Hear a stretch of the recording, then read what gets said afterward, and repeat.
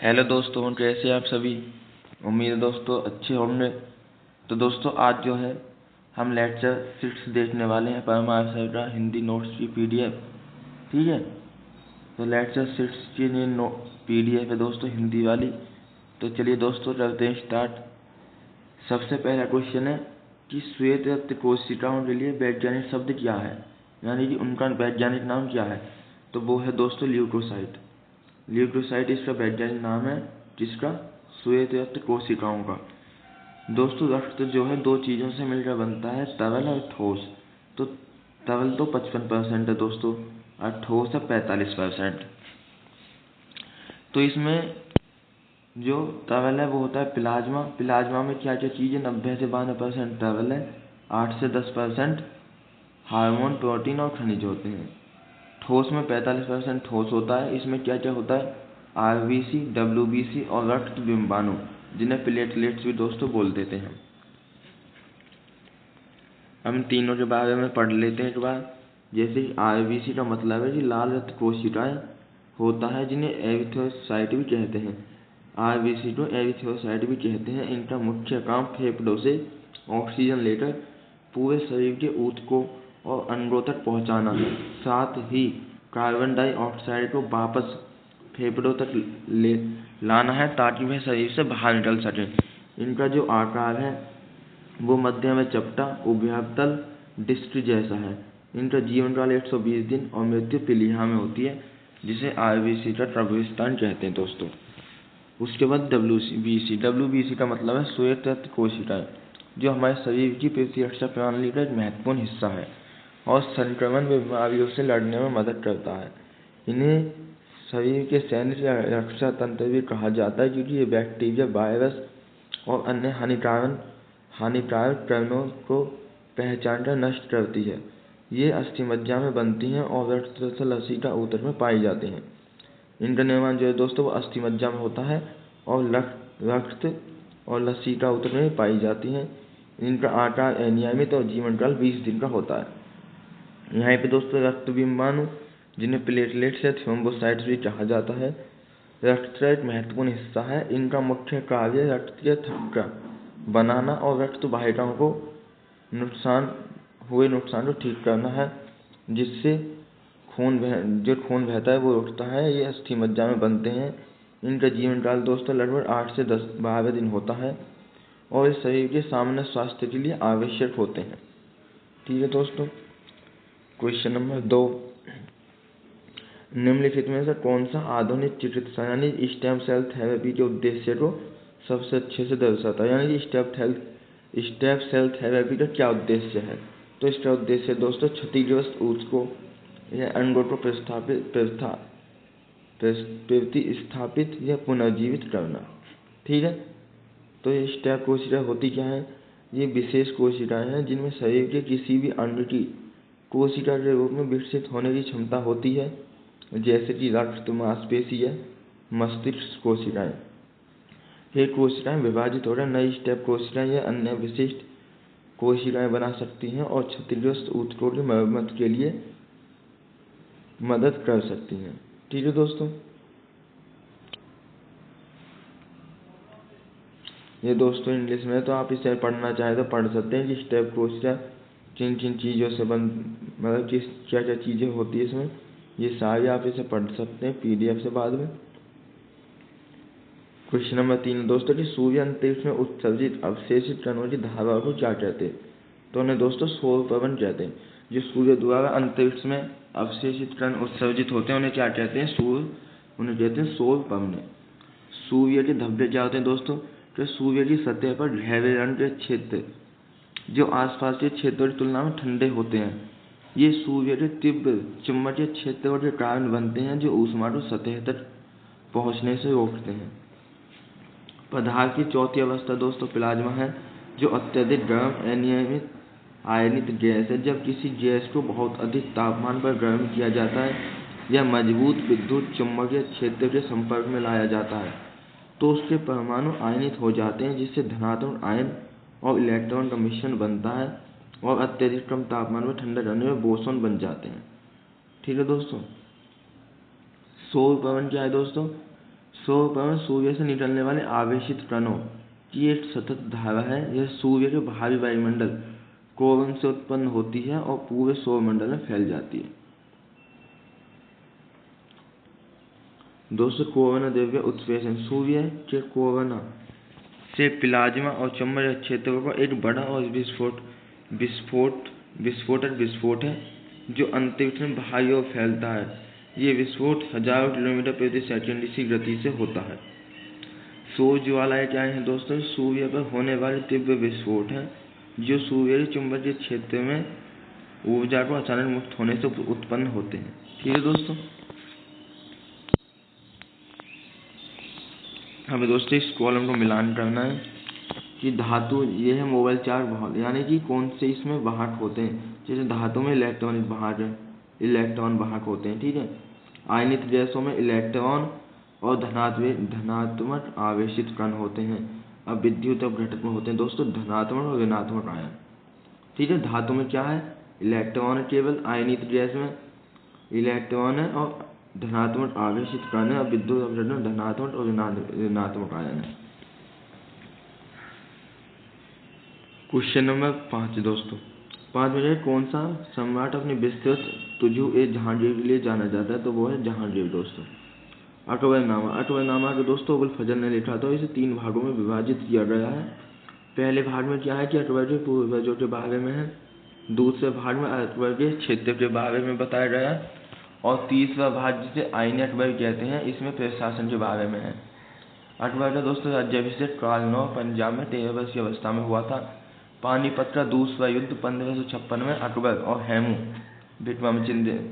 हेमचंद विक्रमादित्य इसका पूरा नाम था दोस्तों, इनके मध्य हुआ था। हुमायूं के 3 भाई थे, कामरान, अस्करी और हिंदाल। तो हुमायूं ने अपने भाइयों के बीच साम्राज्य को बांटा, जिसमें कामरान को काबुल और कंधार दिया, अस्करी को संभल और हिंदाल को अलवर दिया दोस्तों। ठीक है, तो यहाँ पे शेरशाह सूरी 1472 से 1545 तक रहा था दोस्तों। भारत में जन्मा एक पठान था जिसने हुमायूं को 1540 में हराकर उत्तर भारत में सूरी साम्राज्य स्थापित किया। 1537 में जब हुमायूं कहीं दूर अभियान में जब शेरशाह ने बंगाल पर कब्जा किया और सूरी वंश स्थापित किया। सन 1539 में शेरशाह ने 64 लड़ाई और हुमायूं का सामना करना पड़ा, जिसमें इसने युद्ध जीता। 1540 में शेरशाह ने हुमायूं को पुनः हारकर भारत छोड़ने पर मजबूर कर दिया और शेर खान की उपाधि लेकर संपूर्ण उत्तर भारत में अपना साम्राज्य स्थापित किया। शेरशाह 1545 में कालिंजर दुर्ग की घेराबंदी के दौरान बारूद से आग लगने से मर गया दोस्तों। ठीक है, क्वेश्चन नंबर 6, निम्नलिखित में से कौन था मुगलों के लिए कंधार को राजनीतिक रूप से महत्वपूर्ण मान ले, यानी कंधार मुगलों के लिए महत्वपूर्ण था। उसका क्या उद्देश्य था, किस वजह से वो इनके लिए महत्वपूर्ण था दोस्तों? तो ये था कि ये काबुल और हेरात के बीच प्रमुख भूमि मार्गों को नियंत्रित करता था और सुदृढ़ सैन्य चौकी के रूप में कार्य करता था। ठीक है दोस्तों, तो इसलिए इसे इनके लिए महत्वपूर्ण था, इसे पाना चाहते थे। ठीक दोस्तों, नेक्स्ट है दोस्तों क्वेश्चन नंबर 7। क्वेश्चन नंबर 7 में 18वीं शताब्दी के मध्य दंती दुर्ग ने किस राजवंश की स्थापना की थी? तो इसने की थी राष्ट्रकूट राजवंश की स्थापना की थी दोस्तों। किसकी? राष्ट्रकूट राजवंश की। तो दंती दुर्ग ने बदामी के चालुक्यों के कीर्तिवर्मन द्वितीय को हराकर राष्ट्रकूट वंश की नींव रखी और अपनी विजय पर हिरण्यगर्भ अनुष्ठान का प्रतिपादन किया। इसकी राजधानी मान्यक्षेत्र थी। तो दोस्तों वो जो कन्नौज का द्विपक्षीय संघर्ष हुआ था, उसमें उत्तर भारत में कन्नौज के सिंहासन के नियंत्रण के लिए लड़े गए युद्धों की एक श्रृंखला है जो उस समय पूरे आर्यवर्त पर शाही दर्जा प्राप्त करने के बराबर थी। इसमें उस युग के 3 शक्तिशाली राजा शामिल थे, गुर्जर प्रतिहार वंश, गौड़पाल वंश और मान्यक्षेत्र के राष्ट्रकूट वंश। इन तीनों के मध्य दोस्तों द्विपक्षीय संघर्ष हुआ था।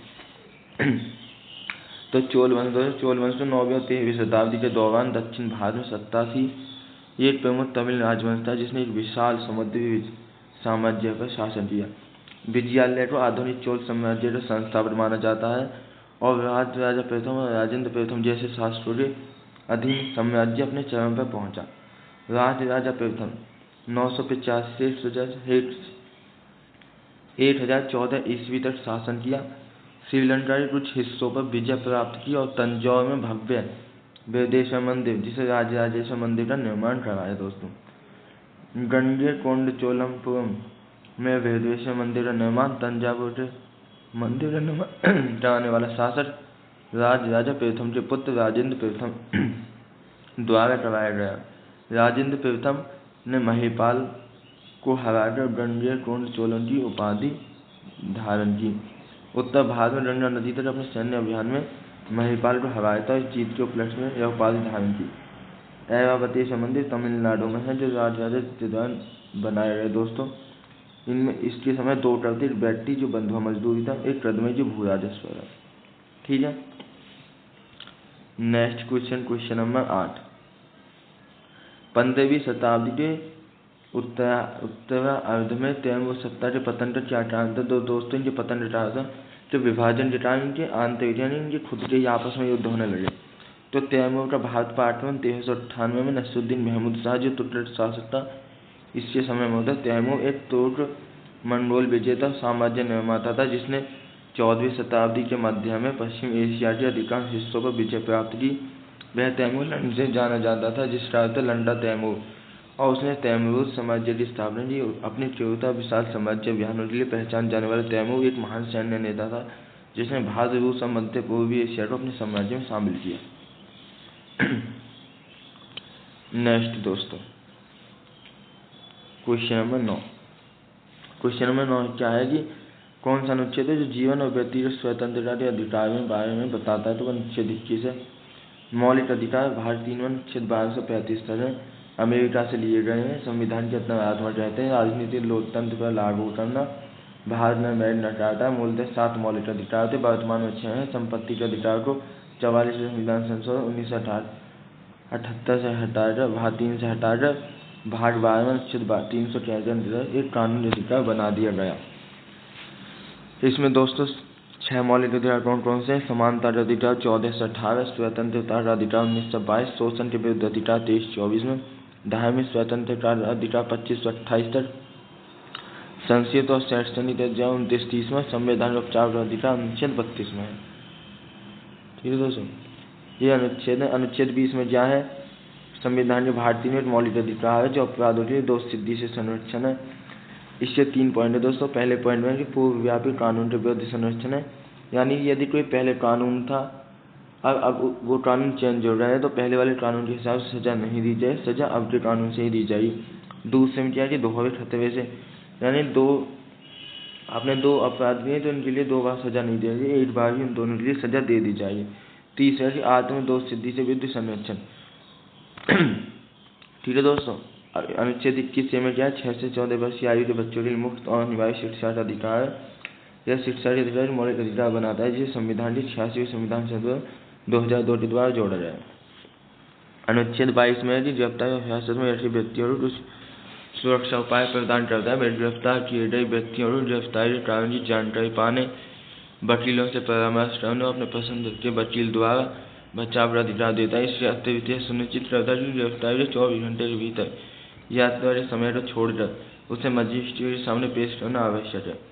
अनुच्छेद 21 में कौन कौन सी स्वतंत्रता है दोस्तों?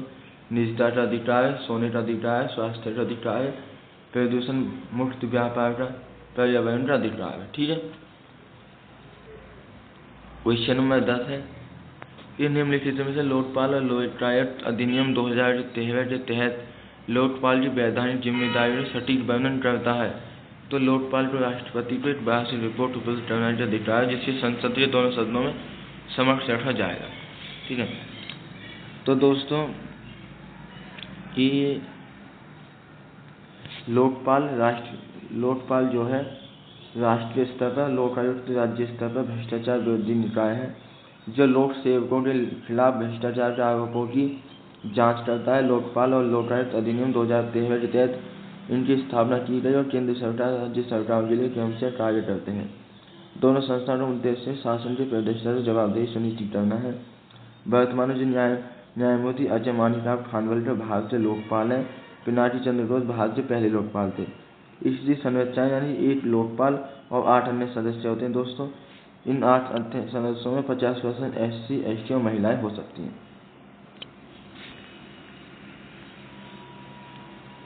Question number 11। क्वेश्चन नंबर संविधान व्याख्या और न्यायिक सिद्धांत के संदर्भ में निम्नलिखित में से कौन सा कथन सही है? तो कथन सी, संविधान में मूलभूत विशेषताओं की रक्षा के लिए सर्वोच्च न्यायालय द्वारा मूल संरचना सिद्धांत को अस्तित्व में लाया गया। क्या कहा है दोस्तों इसमें? संविधान की मूलभूत विशेषताओं की रक्षा के लिए सर्वोच्च न्यायालय द्वारा मूल संरचना सिद्धांत को अस्तित्व में लाया गया। तो 1973 की स्वतंत्र भारतीय बनाम केरल राज्य के मामले में सर्वोच्च न्यायालय की 13 न्यायाधीशों की पीठ ने अपने संवैधानिक रुख में संविधान संशोधन करते हुए कहा कि संविधान संशोधन के अधिकार पर एकमात्र प्रतिबंध यह है कि इसके माध्यम से संविधान के मूल ढांचे में क्षति नहीं है। यानी कि संसद संविधान संशोधन तो कर सकती है, लेकिन जो उसका मूल ढांचा है दोस्तों उसमें परिवर्तन नहीं कर सकती, यानी कि उसके मूल ढांचे को नहीं बदल सकती। ठीक है।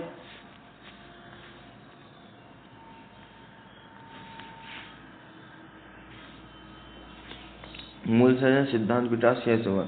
तो एक दोस्तों शंकर प्रसाद बनाम बहादुर मामला है 1951 का।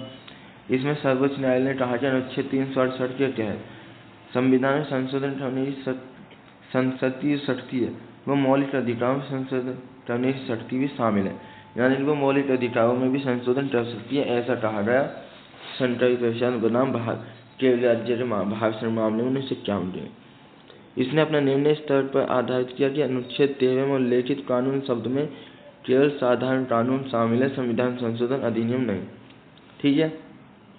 42वें संविधान संशोधन 1976 के द्वारा संशोधित अनुच्छेद 368 संसद की संविधान निर्माण शक्ति पर कोई सीमा नहीं।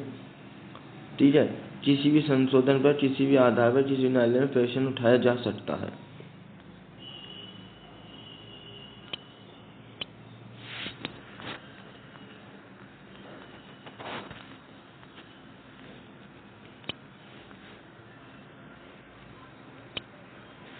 ठीक है दोस्तों, अब हमें ICC गोलकनाथ बनाम पंजाब राज्य 1967 का मामला है कि सर्वोच्च न्यायालय ने अपना निर्णय पलट दिया।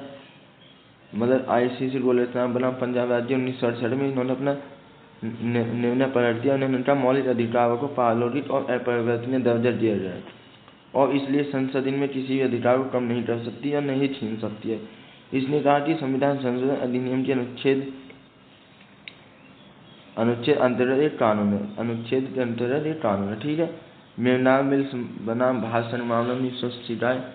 इसमें सर्वोच्च न्यायालय ने माना कि संविधान की मूल विशेषताओं की निम्नलिखित है। कौन सी मूल विशेषताएं? कौन सी? यानी संविधान में संशोधन करने की संसद की सीमित शक्ति है, मौलिक अधिकार और नीति निर्देशक सिद्धांत के बीच सामंजस्य और संतुलन, कुछ मामलों में मौलिक अधिकार, कुछ मामलों में न्याय शक्ति। ठीक है। नेक्स्ट है दोस्तों क्वेश्चन नंबर 13। इसमें क्या है? वित्तीय स्थिरता को विनियमित करने के लिए 1991 के बाद बैंकिंग सुधार में कौन सा महत्वपूर्ण संस्थागत विकास सामने आया? तो वित्तीय पर्यवेक्षण बोर्ड यानी कि BFS, ये नाबार्ड। तो नाबार्ड का मतलब दोस्तों राष्ट्रीय कृषि और ग्रामीण विकास बैंक है, जो भारतीय शीर्ष विकास बैंक। इसकी स्थापना 12 जुलाई 1982 शिवगाम समिति की सिफारिश से की गई और इसका मुख्यालय मुंबई में है। नाबार्ड ग्रामीण क्षेत्र में कृषि, लघु उद्योग और आर्थिक वित्तीय सहायता प्रदान करता है, ग्रामीण बुनियादी ढांचे के विकास को बढ़ावा देता है।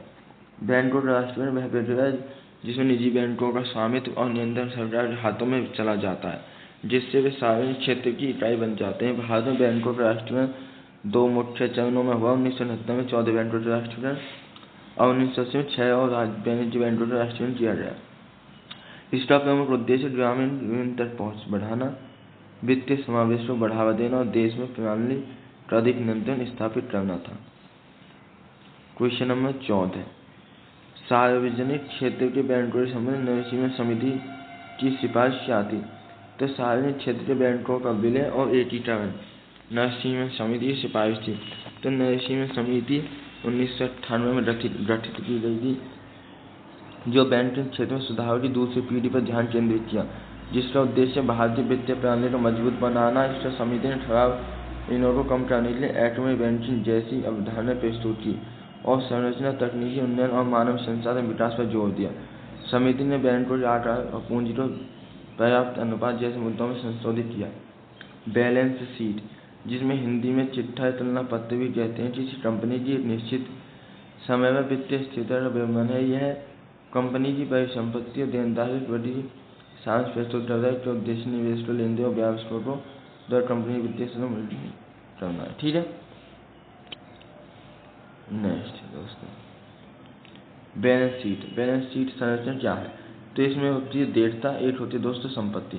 देयता में क्या है? जमा राशि जो बैंकों को देता, जैसे एक मांग जमा होती है, समय अवधि समय जमा, जैसे बचत खाता और चालू खाता, ये जमा है। समय अवधि जमा क्या है? समावधि जमा और आवर्ती जमा। बैंकों द्वारा दिया गया ऋण। संपत्ति क्या है? संपत्ति क्या है? जो बैंकों द्वारा दिया गया ऋण, यानी कि नकद आरक्षित अनुपात CRR। वह प्रतिशत है जो बैंकों को अपनी कुल जमा राशि पर भारतीय रिजर्व बैंक के पास नकद के रूप में रखना होता है।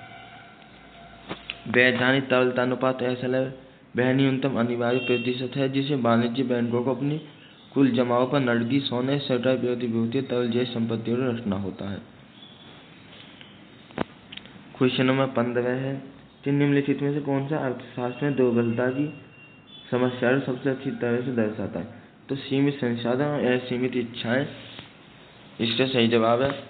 अर्थशास्त्र में दुर्बलता की समस्या तब होती है जब असीमित मांग में इच्छाएं और सीमित संसाधनों में असंतुलन होता है, जिसके कारण चुनाव की आवश्यकता पड़ती है। क्वेश्चन नंबर 16, जनगणना 2009 में केंद्र शासित प्रदेश का जनसंख्या कितना है? तो दिल्ली। केंद्र शासित प्रदेश का जनसंख्या सबसे अधिक है तो वो दिल्ली का जनसंख्या सबसे अधिक है दोस्तों। जैसे राज्य में पूछें तो सबसे अधिक बिहार का है 1106, दूसरे पे पश्चिम बंगाल है और सबसे कम है अरुणाचल प्रदेश है 17, दूसरे पे मिजोरम। केंद्र शासित प्रदेश में सबसे ज़्यादा दिल्ली का 11,320, दूसरे पे चंडीगढ़ और सबसे कम है दोस्तों अंडमान निकोबार का 46। जिले में पूछे सबसे ज़्यादा जनसंख्या पूर्वोत्तर दिल्ली का है और सबसे कम है दीवान घाटी अरुणाचल प्रदेश का। तो दोस्तों जनसंख्या घनत्व सूत्र है देश की कुल जनसंख्या बटे देश का क्षेत्रफल, और ट्राई घनत्व का सूत्र है देश की कुल संख्या बटे केवल कृषि भूमि का क्षेत्रफल। ठीक है,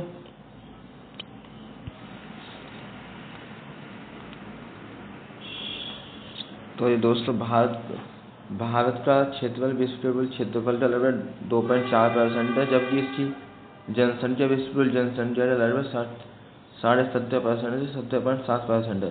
भारत क्षेत्रफल की दृष्टि से विश्व का 7वां सबसे बड़ा देश, लेकिन जनसंख्या के मामले में सबसे अधिक आबादी वाला देश है। जनसंख्या सर्वाधिक जनसंख्या यूपी की सबसे, और जनसंख्या घनत्व यानी प्रति वर्ग किलोमीटर प्रति की संख्या, तो भारत का जो जनसंख्या घनत्व है 382 है ना दोस्तों, 382। क्वेश्चन नंबर 17, इसमें कि कथन ए है, एक नए देश या क्षेत्र में प्रवेश करने वाले प्रवासियों को अप्रवासी कहा जाता है, तो ये सही है दोस्तों। ठीक है, और दूसरा कि उत्प्रवासी वे लोग हैं जो कहीं और बसने के लिए अपना देश छोड़ते हैं, तो दोस्तों ये कथन भी सही है। तो ये दोनों कथन सही है। तो जनसंख्या की प्राकृतिक वृद्धि वह प्रक्रिया है जिसमें किसी निश्चित अवधि में जन्मों की संख्या मृत्युओं की संख्या से अधिक हो। ठीक है दोस्तों, जनसांख्यिकी संक्रमण क्या है?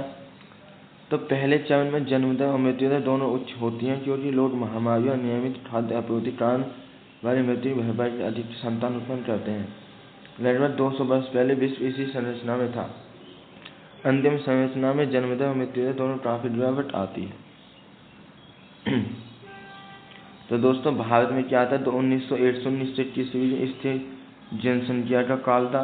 1921 से 1951 स्थिर जनसंख्या वृद्धि हुई, फिर 1951 से 1981 जनसंख्या विस्फोट हुआ और 1981 से 2020 उच्च वृद्धि दर परंतु धीमी गति से संकेत। दबाव कारक क्या क्या है दोस्तों? बेरोजगारी है, खराब जीवन स्तर, राजनीति अस्थिरता, अप्रिय जलवायु, प्राकृतिक आपदाएं, महामारियां और सामाजिक आर्थिक पिछड़ा वर्ग। ठीक है, खिंचाव कारक क्या है? बेहतर रोजगार के अवसर, बेहतर जीवन स्तर, और जीवन और समृद्धि की सुरक्षा और शुद्ध जलवायु। ठीक है दोस्तों, नेक्स्ट है क्वेश्चन नंबर 18। इसमें क्या है कि पहला कथन है, पटल विविधता में वे सभी प्रक्रियाएं शामिल हैं जो पृथ्वी की पपड़ी के कुछ हिस्सों को स्थानांतरित करती हैं और ऊपर उठाती हैं, ये निर्माण करती है। दोस्तों ये सही है। दूसरा कथन है कि बहिर्जनित प्रक्रियाएं सौर ऊर्जा और विवर्तनिक प्रवणता में प्रभावित वायुमंडल से अपनी ऊर्जा प्राप्त करती हैं, तो ये कथन भी दोस्तों सही है। ठीक है, तो यहाँ पे भू आकृतिक प्रक्रिया है, जैसे भू आकृतिक विज्ञान प्रक्रिया। भू आकृतिक विज्ञान पृथ्वी की स्थलाकृति विशेषताओं का वर्णन और वर्गीकरण है। भू आकृतिक विज्ञान के जनक विलियम मॉरिस डेविस है। सभी भू आकृतिक विज्ञान प्रक्रियाएं अंतर्जनित यानी आंतरिक बल और बाह्यजनित बाह्य बलों के कारण होती हैं। अंतर्जनित एंडोजन बलों का प्रभाव। पटल विरूपण पृथ्वी की भूप्रकृति के विरूपण और गति की प्रक्रिया है। ये गतियाँ भूवैज्ञानिक काल में बड़े पैमाने पर भू आकृतियों के निर्माण के लिए उत्तरदायी हैं। जैसे परिवर्तन निर्माण प्रक्रिया, ये ओवोजेनिक प्रक्रिया। ओवो पर्वत जैनिक निर्माण एक प्रक्रिया है जिसमें माध्यम से पर्वतों का निर्माण होता है। एक महाद्वीपीय उत्थान पतन प्रक्रिया दोस्तों। एक भूकंप होता है जैसे, इसमें पृथ्वी का हिलना शामिल है। ज्वालामुखी क्या है, इसमें सामान्यतः ऐसे छिद्र बेल्ट के रूप में वर्णित किया जाता है जहाँ लावा या मैग्मा फूटता है। तो ओवोजेनिक प्रक्रिया और एपोजेनिक प्रक्रिया में क्या है, यह एक क्षैतिज गति होती है, एक ऊर्ध्वाधर गति होती है। यह बड़े भूभाग पर नहीं पाया जाता है, बड़े भूभाग पर नहीं, ये बड़े भूभागों में नहीं होता है। ठीक है, यह महाद्वीपीय उत्थान पतन प्रक्रिया से भी तेज है। यह पर्वत निर्माण प्रक्रिया महाद्वीप उत्थान पतन प्रक्रिया से तेज होती है। बहिर्जनित प्रक्रिया क्या है, यह एक भूवैज्ञानिक प्रक्रिया है जो बाहरी बलों के कारण पृथ्वी की सतह पर होती है। अक्षय उन ध्रुव प्रक्रियाओं को संदर्भित करता है जो पृथ्वी की सतह को घिसती हैं और स्थलाकृतियों और देशों की ऊंचाइयों के उतार चढ़ाव को कम करती हैं। अक्षय क्या है दोस्तों, तो अक्षय पृथ्वी की सतह पर चट्टान खनिजों की टूटने या घुलने की प्रक्रिया, यह एक सीन टू प्रक्रिया है। ठीक है, नेक्स्ट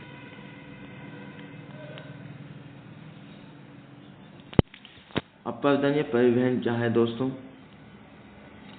अपव्यय परिवहन, इसमें बहते पानी, भूजल, हिमनद, हवा और लहरों जैसे भू आकृतिक कारकों के माध्यम से चट्टानों के मलबे का परिवहन है। यह एक XC2 प्रक्रिया है।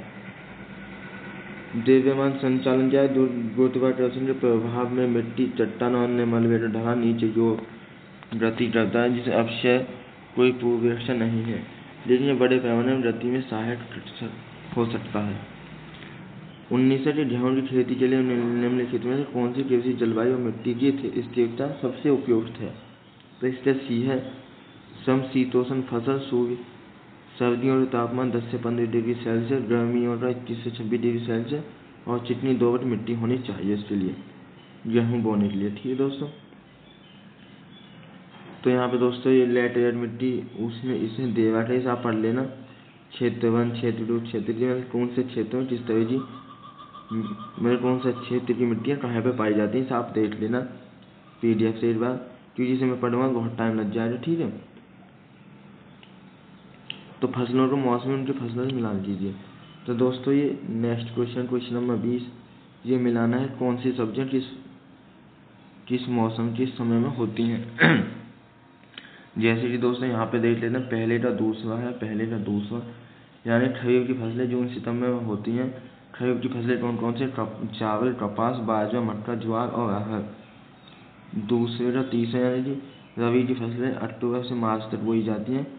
गेहूँ, चना, रेपसी और सरसों, इसके और इसका मिलान ए से। ठीक है, खरीफ की फसलें कौन कौन सी हैं, बुआई का समय दोस्तों जून जुलाई, कटाई का समय सितंबर अक्टूबर। उदाहरण धान, मक्का, बाजरा, कपास, मूंगफली, ज्वार, अरहर और सोयाबीन। रबी की फसलें कौन कौन सी, इनकी बुआई अक्टूबर नवंबर में, कटाई मार्च अप्रैल में। गेहूँ, जौ, चना, सरसों, मटर, मसूर, ये सभी रबी की फसलें हैं। जायद की फसलों की बुआई फरवरी मार्च में, कटाई अप्रैल मई में। उदाहरण कद्दू, खरबूज, तरबूज, लौकी, खीरा, मूंग।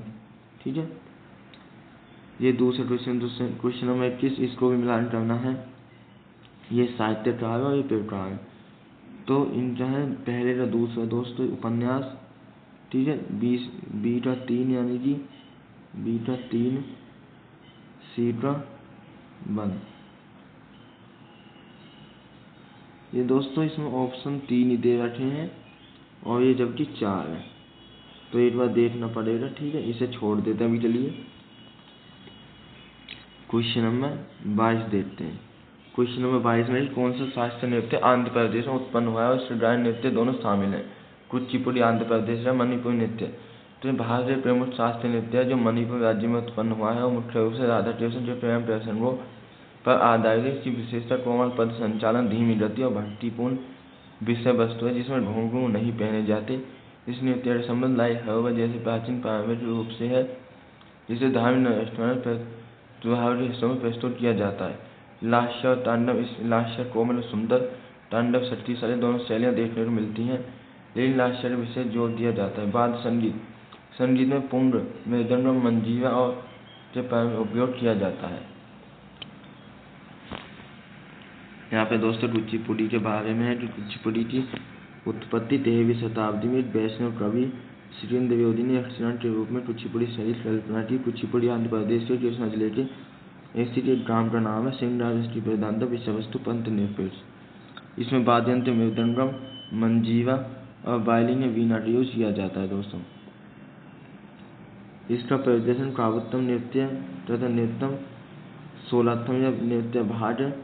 मुख्य वस्तु भागवत पुराण की कहानियाँ। नृत्यों को भागवतारों कहा जाता है। लास्य और तांडव दोनों इसकी महत्वपूर्ण शैलियाँ हैं। एकल प्रदर्शन है दोस्तों मंडूट शब्द मेंढक की कहानी। तरंगम नृत्य अपने पीतल की तस्वीर किनारे पावट अपने सिर पर जीवन सैट संतुलित प्रस्तुत करता है। जल चित्र नृत्य संबंध आगे से ही है। इसके प्रसिद्ध प्रतिपादन कौन कौन से संबंध है?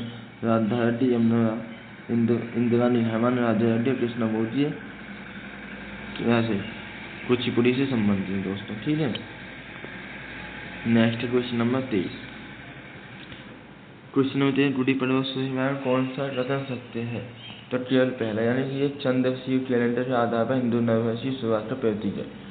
तो तमिलनाडु ये त्योहार है दोस्तों, ये महीना है कौन जैसे तमिलनाडु पुंत्र अप्रैल महीने में मनाया जाता है। केरल का ओणम अगस्त और सितंबर महीने में। महाराष्ट्र का गुड़ी पड़वा अप्रैल महीने।